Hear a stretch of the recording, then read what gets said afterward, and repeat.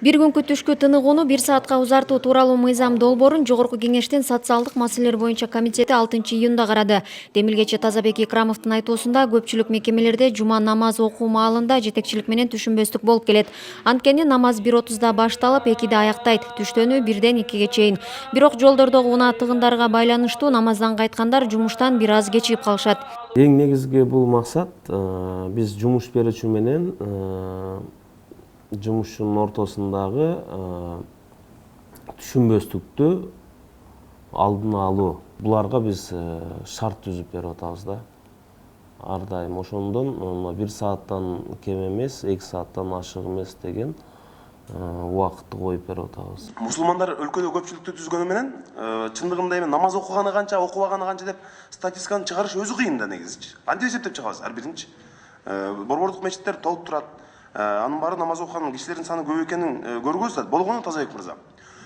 Ушул маселени өз ара түшүнүшүү аркылуу гана чечсек болбойбу? Мисалы, жетекчи менен кызматкердин ортосундагы өз ара. Биз кааласак да, каалабасак дагы булар жума намазга кетип атышат.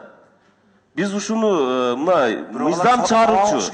Жок, биз мыйзам чыгаруучу катары ушуну бир жолго салып бербейлиби? Ошо 1 саатка узатып берсек, мына ушул жерден жанагы өзүнүн каалоосунда мына эмгек кодексин бузбай, азыр биз кааласак каалабасак дагы бузуп кетип атышат да. Мыйзам долбоору буга чейин өнүгүү фракциясында колдоо тапкан. Коомдук талкууга коюлуп, көпчүлүк жарандар жума намазы үчүн түштөнүү убактысы 1 саатка узартылса, алардын үмүтү акталарын айтышкан. Биз азыр кандай добуш берген күндө да сиз бул жерден трагедия кылбашыңыз керек. Биз бүгүн бул мыйзамды четке каккан күндө да ал Жогорку Кеңешке чыгат да.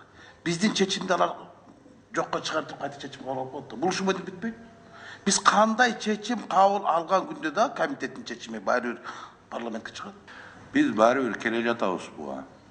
Каалайбызбы, каалабайбызбы, биздин коом, биздин мамлекет, Кыргызстан мамлекети буга келе жатат. Бул кайта баары көтөрүлө турган маселе. Мүмкүн бүгүнкү күндө кээ бир комитеттин мүчөлөрүнө бул эртерээк көрүнүп аткан чыгар. Биз буга келебиз баары бир. Бул көрүнүп калды факт катары. Жыйынтыгында комитеттин көпчүлүк мүчөлөрү мыйзам долбооруна каршы добуш берди. Ага карабастан документ парламенттин кароосуна коюлат. Бурулай Пусурманкулова, Руслан Сабатаров, Сентябрь.